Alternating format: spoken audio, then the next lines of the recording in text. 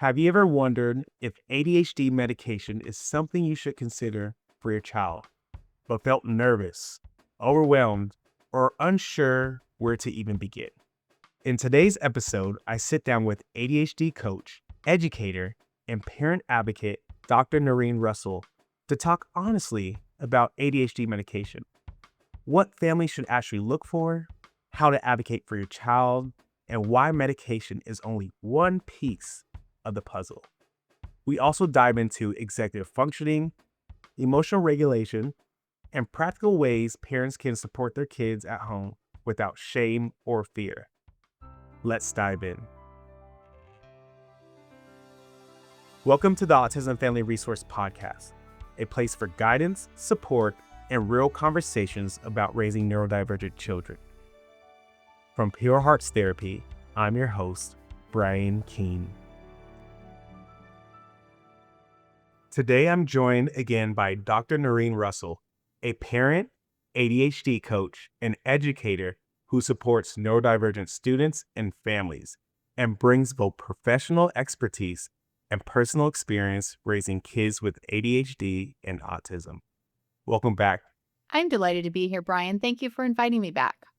All right, so today's going to be a fun episode. I think it's going to really resonate with a lot of our families because we're talking about ADHD and medication. And even personally working with various families, I know that they've had a lot of different experiences. And I think you're here to give some good insights. So let's go ahead and jump into this. I appreciate that. Yeah, I want to make it clear to your listeners that today I'm really speaking as an advocate. I have a PhD in psychology, but I'm not a medical expert. But I'm here because as a parent, what I've learned is what questions to ask. And I've learned a lot from the experience of having two kids on ADHD medication. And we've translated that at Russell Coaching into helping parents become good advocates for good, sound medical treatment of their kids. So my role is advocate. Awesome. I think that's a good angle for sure, the advocate. Let's start with what medication conversations look like for families right now. What are you seeing? So I think, really to start at the beginning, we have to acknowledge that almost every single parent has hesitation around starting ADHD medications. We all have, concerns that are valid when we make these major decisions on behalf of our younger children or our teenagers. And of course you do as a parent. This is a big decision. And so I think that's always the initial conversation. And one of the things that I think we could do a better job at, in our culture is talking about when do we have the medication conversation. For a lot of people, they want to have the medication conversation after they've tried everything else. But the time to have the medication conversation is at the beginning, right after the diagnosis. And we can talk today about why that is. But I think the conversations that parents are having when they first get a diagnosis is often, I want to do everything first. I don't want to try medication. And then the conversation that they're having is, and again, we can talk about the ups and the downs of this. What medication did other parents use and did it work for your kid? And that's very interesting. So instead of, I think what I'm hearing is a lot of times parents just take medication off the table until it's like too late. Or not too late, but it's just like a last resort when it's just something that should be at least considered from the get-go. Is that what I'm hearing? One of the things I learned as a parent of two kids with ADHD is, I went through what everybody goes through, which is we started medication, we did medication trials. I went to the doctor's office. I wasn't very well educated. The doctor's appointments were sometimes rushed, even though we had very good clinicians. And I felt like, as I think almost every other parent does, that we were like throwing spaghetti against the wall. What's going to stick? What's going to stick? Let's try this. Let's try that. I really did not understand until 5 years into my son being treated for ADHD that there were treatment guidelines for medication and that there was a process of trying different medications that was based in science. To me, as a parent, it just felt like, oh, let's try this, let's try this. My grandmother would have called it willy-nilly, but that's not actually what's going on most of the time. And one of the things I learned far too late was that medication from a, physician's point of view, whether it's a pediatrician or a psychiatrist, is first line treatment starting at age 6. Nobody told me that, right? And so I wish that I had known that medication is first line treatment, and that what pediatricians, the collective body of pediatricians says is after age 6, there are 3 components of successful treatment: medication, parent training, and a school plan, right? What we ultimately distill that down to, and this will be easy for your listeners to remember, is pills and skills. Pills and skills. Skills for the parent, the school, and the child. Skills and skills. Okay. Lot to unpack there. So I heard it like age 6. Okay, that's what it was. Age 6, you said like baseline. What does that mean exactly? So when you say pediatricians, everyone say medication is the baseline. What can you explain that a little bit more? Sure. So, right, as parents, we want to know 2 things. Are ADHD medications safe? And do they work? What should we expect? So, there is a whole body of research, right, that tells the medical professionals in this field what works and what doesn't work. And so there are treatment guidelines, and the American Academy of Pediatrics, which is like the professional association for pediatricians. If you have a kid and they have a pediatrician, which 99% of us do, they belong to the American Academy of Pediatrics. And what that group of pediatricians has determined based on science and research is that this is what works for ADHD. It's called multimodal therapy, and it is medication, parent training, and a school plan. And so when we say medication is first line treatment, what that means in the medical world, and again, I was lost learning all of this. So, the reason I talk now about it is because as a parent, I wish somebody would have explained all of this to me and that I hadn't had to learn it piecemeal. What something means when it's first line treatment is that means it should be the first thing you try because it has the biggest impact. Mm. Okay. So medication is first line treatment starting at age 6 means that should be the first thing you try, not the last thing you try. But because we have all these strange ideas about ADHD medication, and you can go online and find literally thousands of horror stories, we hesitate, right? And we worry and we get scared.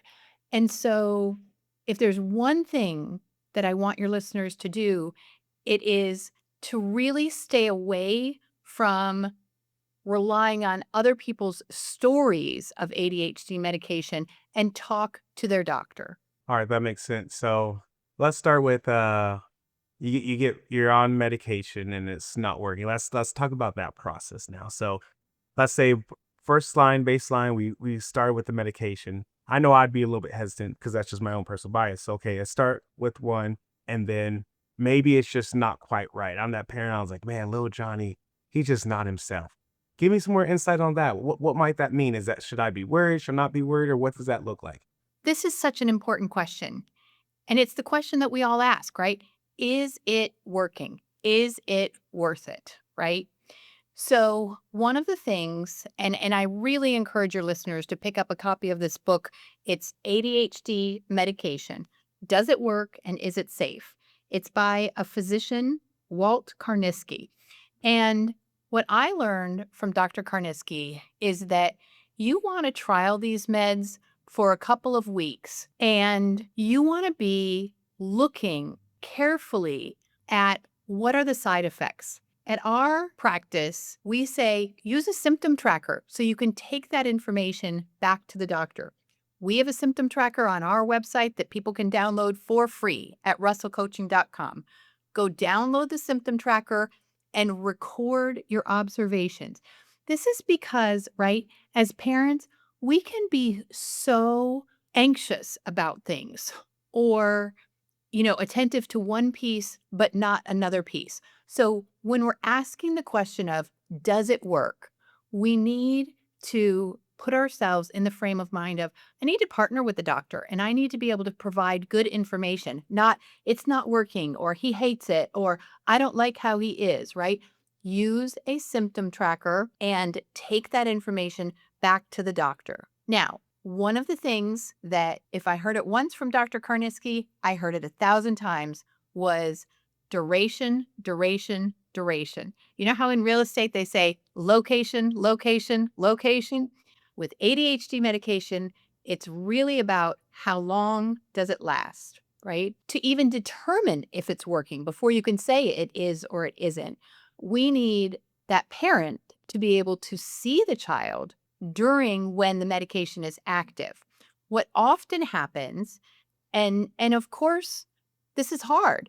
Parents will see their kids after school or in the evening when the medication is wearing off. And there can be a little bit of, when they were babies, we would call it the witching hour, a little bit of that transition off the medication where the symptoms, you know, really come back, the impulsivity, the hyperactivity, and we think, well, this isn't working. But the question really needs to be, has it been working for the past 8 to 10 hours? And how do we soften when it's no longer working? That, I think, is an important part of the question that we want to ask when we're talking about, is it working? Is it not working? Another thing that I think nobody explained to me that now I try to help parents understand is that sometimes we feel like our kids are a little flat on stimulant medication, right? Mhm. One of the most important things I learned was sometimes they feel a little flat because we are so used to their hyperactivity, their impulsiveness, their talkativeness, right?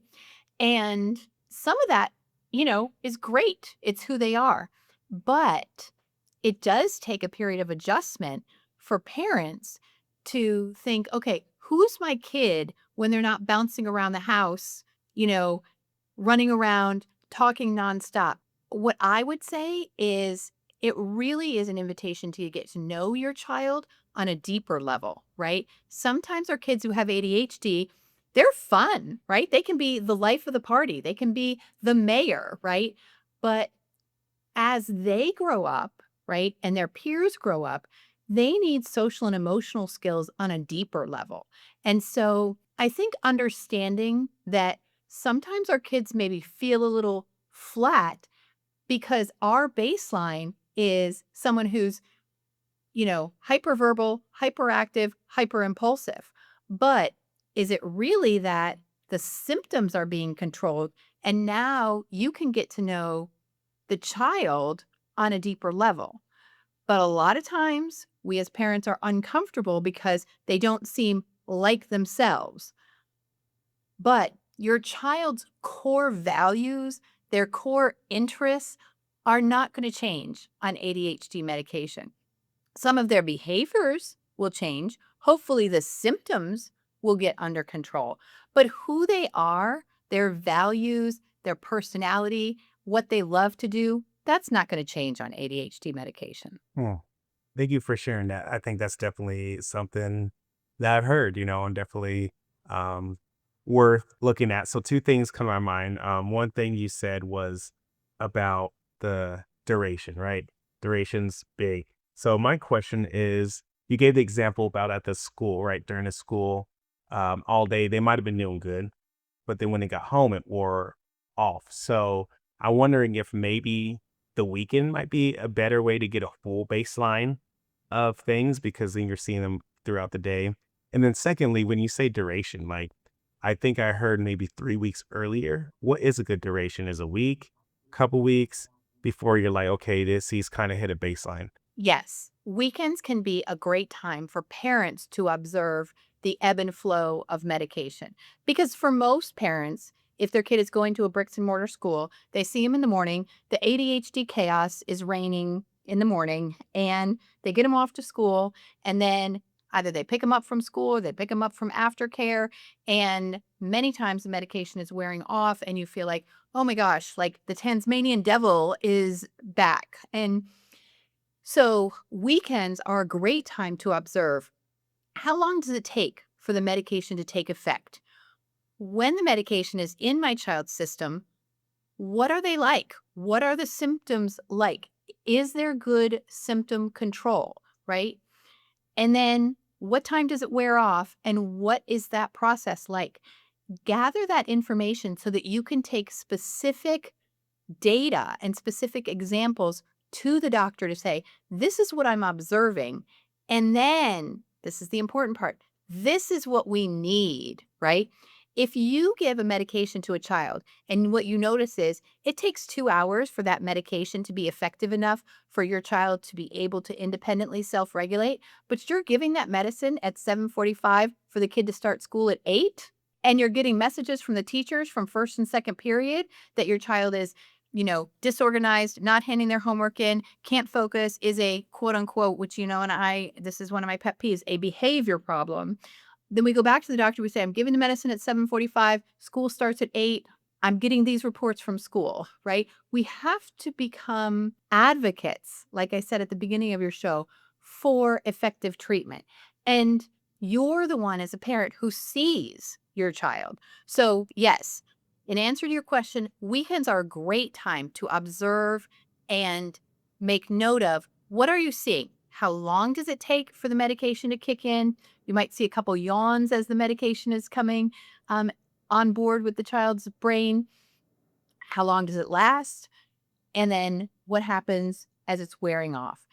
In terms of trying any particular medication, your doctor will guide you on how long they want you to try that. It's often somewhere between 2 to 4 weeks to see how effective is it. As an advocate, I will tell you this. If you see things that you are uncomfortable with, call the doctor and say, I just have a question. I want to understand better. It is important to find a balance between trialing the medication and giving that feedback to the doctor.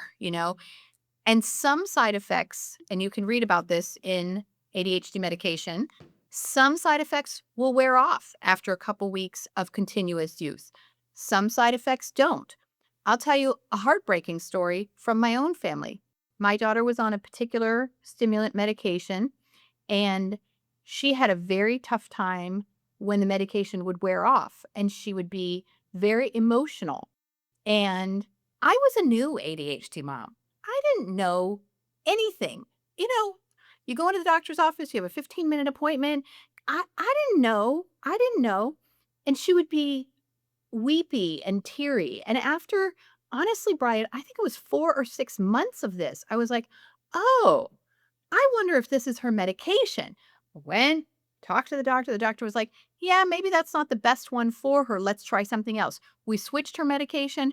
She's been on the medication we switched her to for several years. It was a medication side effect. I did not know enough to recognize that, right? And so I just want to make sure parents feel supported in how complex this is, but also motivated and inspired to learn more, because ADHD treatment can be complicated. It's not like when they're babies and they have an ear infection and the doctor calculates, okay, what antibiotic do you need at what dose? You do the 10 days and you're done. That is not how ADHD medications are. It's a constant, what the pediatricians say, chronic health condition. So I do want to ask, because you kind of mentioned a couple of little side effects and stuff. And then also you mentioned the symptom trackers. And I think that's in your book and resources. So what sort of symptoms should the parent be looking out for when they start a journal and looking, whether it's weekend school, after school, what sort of symptoms are they or things should they be paying attention to? Sure, that is a great question. So, most symptom trackers, including the one on our website, will ask you about things like stomach aches, headaches, right? And they're going to ask you when. Is it when the medication is in the system or when the medication is wearing off, right? So those kinds of physical symptoms. They're also going to ask you about like emotional well-being. Does the child feel good? Is the child more regulated emotionally or more emotional, like more weepy, more teary, more angry, right? That can happen sometimes. And so you're going to get asked on any symptom tracker about physical side effects, like how does the body responding, headache, stomach ache, and you're going to get asked about emotional side effects. Does your child seem overly flat? Do they seem overly sad, depressed? Are they crying a lot? Do they seem angry, right? Because while we know that stimulants are very effective, what medical researchers and scientists are still figuring out is which medication is best for what kind of ADHD patient. And so trying different medications is normal. And that is not something they tell us as parents. You feel like you say to the doctor, I don't know, this isn't working. What I'm noticing is, by the time he gets home from school, this, that, or the other thing. Or, you know, nobody says to us, yes, that is normal. If the doctor says, let's try this or let's try that, it feels again like throwing spaghetti at the wall. But there are so many different formulations of stimulant medication that is typical, normal medicine. That is what you can expect as a parent. Don't feel like, oh, the doctor's just willy-nilly throwing things out there. Physical side effects, emotional side effects, track them for a few weeks, take them to the doctor and see. And also ask your child, how much is this bothering you? And that's good. Yeah, we definitely want to advocate with our kids as well, especially if they're at an age to, you know, Mhm. be able to state what they're feeling and have the ability to do that. So I want to kind of go backwards. I'm not really going backwards, but I want to go back to that main theme you said, pills and skills. So we talked about a lot of the pills, the medications, how to process that. Now I want to kind of get into the skills part of it. What does that look like? So as they are taking the medication, what's the things at home that we could really do to help our kids with executive functioning skills, which is a big word that maybe not everyone understands, but how do we help our kids be the best version of themselves? So one of the things that, you'll see frequently when you read about ADHD is pills don't teach skills. You're thinking to yourself, well, what do pills do? What pills do, what stimulant medication does is helps to regulate the brain with where does the brain lock in and pay attention and how does it control impulses and hyperactivity. So the medication helps with attention, focus, impulse control, and hyperactivity. Okay. Nowhere in there does it teach the skills of organization, planning, time management. Those are skills that the child still has to learn. So when we talk about executive functioning, and there's even some discussion to say, will ADHD eventually get named a disorder of executive functioning? I mean, that's how prominent this idea is. Executive functioning is just a fancy word for life skills that allow us to be in charge of our life. Planning, prioritizing, time management, starting tasks, finishing tasks, controlling impulses. That's all executive functioning means. It's like you think of the word executive and it's the CEO of a company, right? It's the person who's in charge. Well, that's why we use this word with executive functioning. It's a thing that allows you to be in charge of your own self, right? And not ruled by symptoms or impulses. So, these skills, these executive functioning skills, a lot of kids with ADHD and or autism need to specifically learn them. So time management, this means having digital clocks in lots of places around your house. My own two kids have digital clocks on their work tables at home.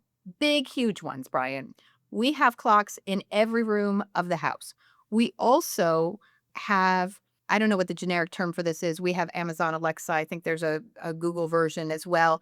And I have taught the kids to use Alexa to say, Alexa, set timer for 20 minutes for me to study history. Or Alexa, Set timer for 45 minutes to remind me to go get my clothes out of the dryer. So, clocks, home devices. The other thing is make time visible. Help your child with a visual schedule.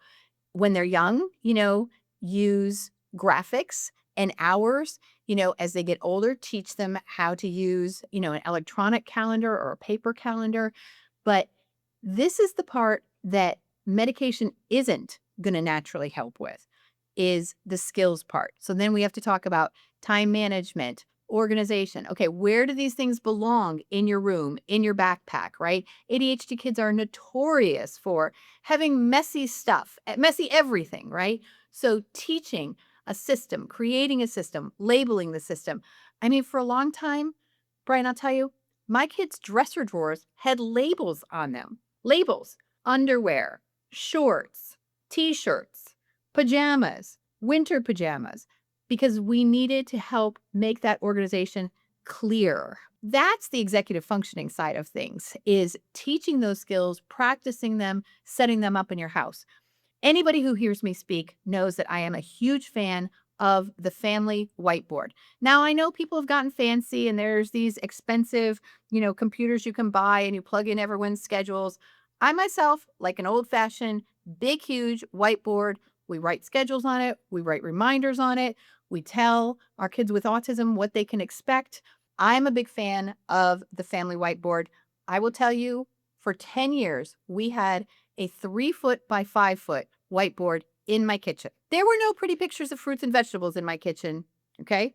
There was a 3-foot by 5-foot whiteboard, and we used it for lots of different things. I am a fan of the family whiteboard. I love that. The ending of it, you kind of sound like an OT, just those adaptations, especially with our older kids who are neurodivergent. They really thrive with the schedules, the routine, the structure, keeping things organized. So yeah, definitely resonated with that one right there. So, and I love your description of executive functioning. I like the analogy that you use of like a thermostat. That's kind of how I thought about it. It helps keep everything regulated and where it should be. So, hey, if we need study, we can do this. I really loved your take on that. Now, let's go ahead. We're starting to get towards the end. Let's go ahead and talk about real quick, how can we support our child during this? Because they're an integral part of this part here. And how do we best support our child? I am, and again, I guess this is the theme of today, an advocate for being direct and honest and open with your kids about their diagnosis, about what it means and what it doesn't mean. So, for me personally, as a parent, I was very comfortable telling my kids, you have a diagnosis of ADHD, you have a diagnosis of autism. This is what it means, and this is what it doesn't mean. It doesn't mean you're stupid. It doesn't mean that your options in life are limited. It doesn't mean that anyone should be able to tease you because you're different. It doesn't mean that you don't deserve to have friends, right? We need to be helping our kids also become advocates. And so I think telling them this is how your brain is wired, this is what you can expect, and this is, sort of what we're going to do to deal with it. The same way you would if you had a child with diabetes, the same way you would if your child gets a life-changing diagnosis like cancer, right? We need to be open and direct in talking about these things and helping our kids understand what they mean. I think honestly, one of the proudest moments of my life was my kids came home from camp one day and they were saying they were on a bus for a field trip. And somebody on the bus, a kid was saying, oh, like, you have ADHD. And my daughter came home and told the story. She's like, and I asked that person, and mom, I kept my voice calm. I asked that person, do you know what ADHD really means? And I was like, yes, I love it. Knowledge is power, right? We're not going to use these things to belittle people, to tease people. We're not going to use them to label people negatively. And she was like, I just told him ADHD basically means your brain doesn't always pay attention when it should be, and your body can be a little hyperactive, but it doesn't mean that you're stupid. I was like, you go. I am so proud of you right now. And that's what we want for our kids. Own it, know it, but don't be limited by it. That's huge. I love that story, and her ability just to advocate, because that's so hard, even for as adults, advocating for our kids, advocating for ourselves. I love that she was able to just step up to the plate and be like, boom. Boom. I think in some ways for her, her autism has helped her to be very straightforward and kind of stay checked out of peer drama. She's like, it is what it is. I'm going to say what it is. And it doesn't even come from this, like, I'm super empowered to tell the truth. It's just factual. Like, it's very much the factual nature of her autism. And I'm like, I'm over here in total admiration. And she's like, Mom, what's the deal? I just, said like what you taught me. I was like, it's a big deal because not everyone, even as adults, like you just said, Brian, not everyone as adults has the words or the language or the confidence to do that. Hmm. Yes. Well, thank you so much for sharing everything so far. Everything's been I've learned a lot, and I hope that my listeners have learned quite a bit as well. So let's finish off with a message for our parents, right? Something that they could take away with them. I am going to deviate from my usual thing here, and I'm going to give concrete, practical advice. Get a symptom tracker and buy a book. Buy this book about ADHD medication, or buy this book that's asking the right questions about ADHD that will help you to become an advocate for your child. ADHD is hard, and it is hard on the family. And so, yes, there's beautiful, wonderful strengths that also come with ADHD. But our theme today is being an advocate. And so I would say get a symptom tracker, buy a book, and talk to your doctor. I love that closing. Thank you so much, Dr. Norrine Russell, for being on the show. It's been a pleasure, and I really appreciate your insight. And I think that it should help guide parents, right? Not telling them what to do, but help them be a better advocate for today. Thanks, Brian. It's always a pleasure to talk with you. I really appreciated this conversation with Dr. Norrine Russell. Medication can be such an emotional topic for families. I've seen it firsthand. There's fear, confusion, and a lot of pressure from outside sources. This has worked great for us, right? Or this was a terrible experience. And I think today's episode was an important reminder that you don't have to navigate these decisions alone. You have a team. You have providers. You have support. One thing that really stood out to me was a reminder to become an advocate for your child. You could do this by learning, observing, asking questions, and working with professionals in a thoughtful way. And another reminder from today's conversation was that medication does not teach skills by itself. Kids still need support with routines, organization, managing emotions, and day-to-day life skills. And that's where supportive environments, therapists, teachers, and caregivers can make such a big difference. After the interview, I asked Dr. Norrine Russell why it's not always helpful to rely too heavily on social media or other people's medication experiences. And she brought up a really important point. Usually we hear the extremes, such as, it went incredibly well with our child and we got this, or it worked really poorly and never do it. But the reality is every child is different. And that's why thoughtful support and medical guidance matter so much. We rarely get the full picture from a few stories online. And with all that being said, I just want to remind you that your child is still your child. Don't be afraid to ask questions. Don't be afraid to seek support. And don't be afraid to advocate for your child. Thank you for listening to the Autism Family Resource Podcast. If this episode helped you, please share it with another parent or caregiver who may need it.